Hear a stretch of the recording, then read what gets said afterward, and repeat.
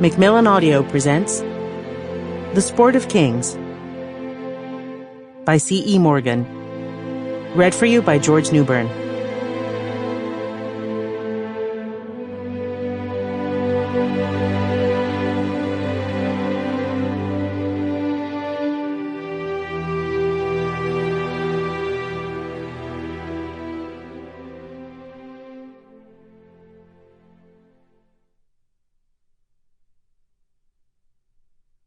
As buds give rise by growth to fresh buds, and these, if vigorous, branch out and overtop on all sides many a feebler branch, so by generation I believe it has been with the great tree of life, which fills with its dead and broken branches the crust of the earth, and covers the surface with its ever-branching and beautiful ramifications.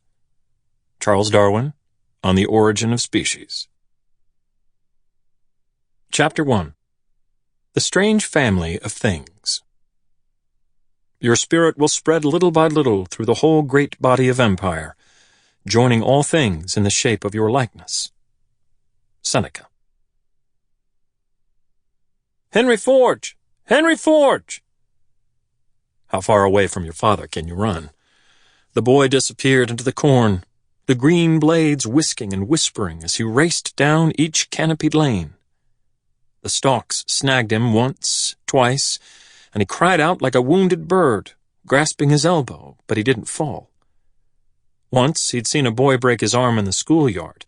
There had been a bough-like crack of the thick bone snapping, and when the boy stood, his arm hung askew, with the bone protruding like a split-ash kitchen spoon. Henry Forge! Henry Forge! Number 1, I am Henry Forge. His father's voice echoed across the warped table of the earth. Domine Deus omnipotens dictator perpetuo vivat rex. Amen. The thick husks strained their ears toward the sound, but the boy was tearing across the tillable soil that had raised this corn for generations, and once upon a time cattle with their stupid grazing and their manure stench. He was sick to death of cattle, and he was only 9. Number 2, curro, currere, curridi, cursus. I am forever running. Silly child, he couldn't know that the plants announced him, the flaxen roof of the corn dancing and shaking as he passed, then settling back to coy stillness, or that his father was not in pursuit, but stood watching this foolish passage from the porch. On the second story, a window whined, and a blond voiceless head protruded with a pale, strangely transmissive hand, making gestures for John Henry. John Henry. It pounded the sill twice, but the man just remained where he was, eyes to his son's headlong retreat.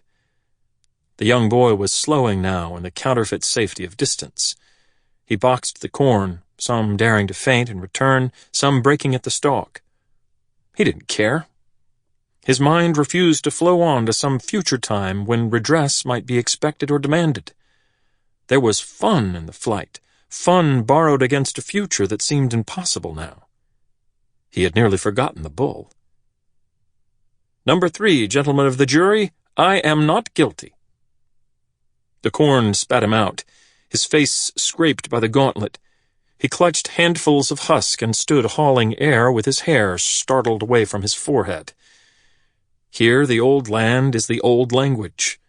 The remnants of the county fall away in declining slopes and swales from their property line. The neighbors' tobacco plants extend as far as the boy can see, so that impossibly varying shades of green seem to compromise the known world. The undulating earth, an expanse of green sea dotted only by black-ship tobacco barns. A green so penetrating, it promises a cool and fertile core a mile beneath his feet.